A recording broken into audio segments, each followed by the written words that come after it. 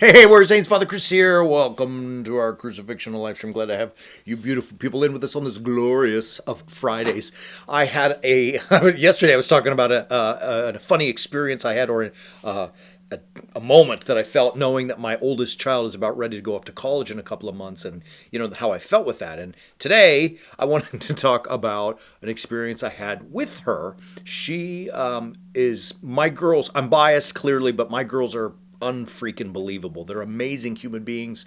They are smart. They are beautiful. They are fun. They are faithful. They're pious. Their work ethic is off the charts. They are beautiful like their mother. I mean, I'm biased, yes, and I know every parent says it, but my kids are totally better than your kids. No, maybe not, but my kids are amazing, right? I'm like so proud of them, and they do things that just I'm in awe. I every day I watch them and I'm like, holy cow, where did that come from? And no, it didn't come from me. It must be their mother, right? Like, it's amazing.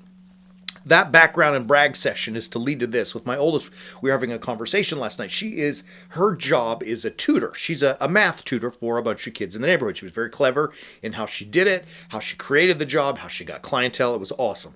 And there's one particular student who is they all seem to be very good, very, very good students from very good families. She's done a good job. One of them has given her a little hard time. He's a punk. He's a teenage kid, like just that kind of stuff. And, she would go for tutoring, whatever. And there were some things that went on. And she stood up for herself and told the parents what she needed to and the kid what he needed to. And boom, solved. But she got mad. Not really at him, but just in general, right? And she said, why would a kid ever think that that's okay to do? Why didn't the parent teach the kid, right? And again, I don't know those parents and I don't know this kid. I'm sure they're fine, but it's the idea that she brought up that's like, you know what? Yeah, I mean, one of the things that we all hope for is that we can have a brag session like I just did about how great my children are. I mean, we all want to have great children where they do amazing things and where they become amazing, really exceptional people. But that doesn't happen.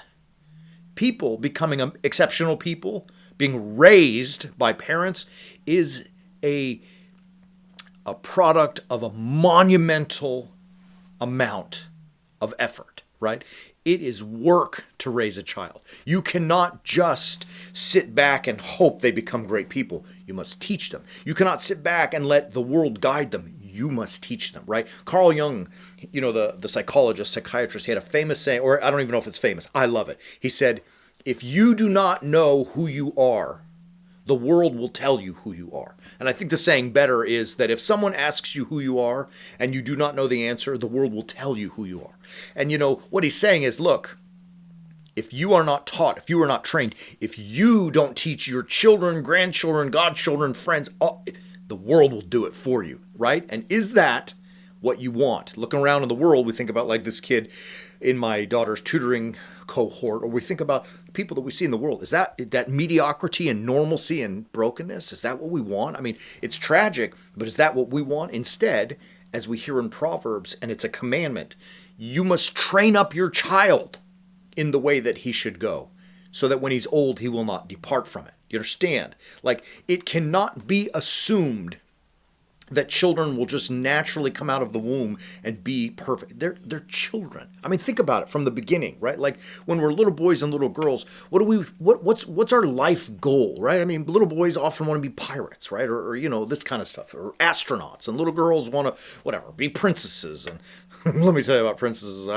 We did a lot of princess work in the house, right? Like, I mean, they have those beautiful imaginations where they think about things that are, fantastical and beautiful. But we can't just sit back and what are we going to let them just become pirates? I mean, what are you talking about, right? You teach your kid, you train your children.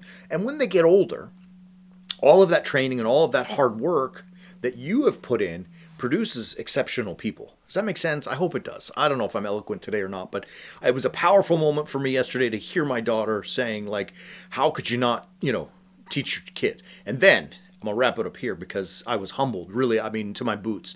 She said to us, my bride and I, you guys did a good job the way you raised us. Thank you. Like, I was like, holy cow, that was the greatest reward I could have ever. You could have given me $1 billion and I wouldn't have traded it for the words from my kid at that moment. It was unbelievable. Not easy to do. We've worked hard. God is even better than us, and he's worked harder, and they're great because of it. But if you want a little help or even some interesting thoughts on how we as warrior saints must have the crucifixional mindset so that we can share it with other people, especially our children, get on it. We have a multitude, all kind of stuff to help teach us about how to teach them. You want to make your kids great kids? Join us. We're fighting. Every day we're fighting it. Love you, beautiful people. We will be back again next week. We have an interesting week next week. We're going to talk about the dead, right? Join us on Sunday morning for Orthros and Divine Liturgy at 9 and 10 a.m. respectively. That's Pacific.